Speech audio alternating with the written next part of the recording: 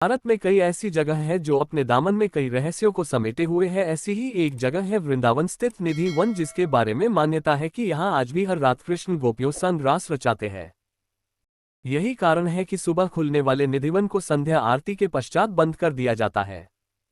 उसके बाद वहां कोई नहीं रहता है, यहाँ तक कि निधिवन में दिन में रहने वाले पशु पक्षी भी संध्या होते ही निधिवन को छोड़कर चले जाते हैं।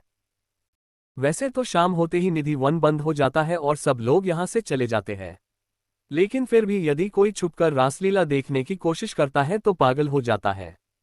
ऐसा ही एक वाकया करीब 10 वर्ष पूर्व हुआ था, जब जयपुर से आया एक कृष्ण भक्त रासलीला देखने के लिए निधिवन में छुपकर बैठ गया। जब सुबह निधि वन के गेट खुले तो वो बेहोश अवस्था में मिला, उसका मानसिक संतुलन बिगड़ चुका था। ऐसे अनेकों किस्से यहाँ के लोग बताते हैं। ऐसे ही एक अन्य व्यक्ति थे पागल बाबा, जिनकी समाधि भी निधि वन में बनी हुई है। उनके बारे में भी कहा जाता है कि उन्होंने भी एक बार निधि वन में छुपकर रासलीला देखने की कोशिश की थी, जिससे कि वो पागल ही गए थे।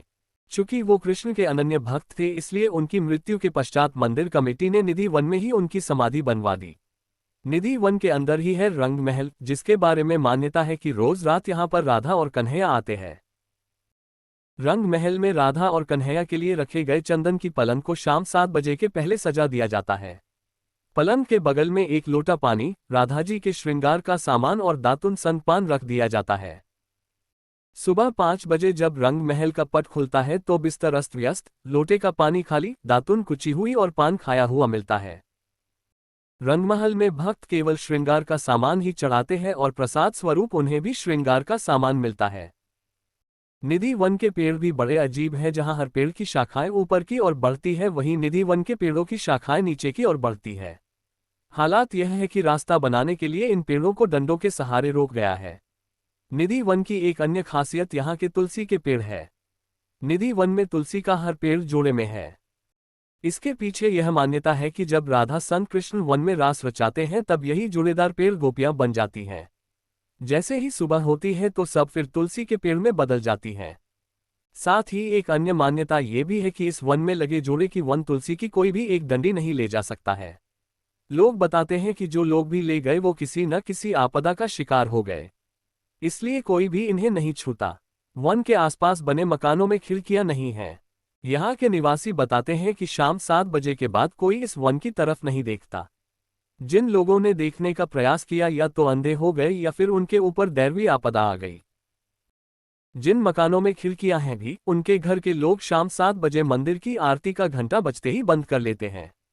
कुछ लोग तो अपनी खिड़कियों को ईंटों से बंद भी करा दिया है।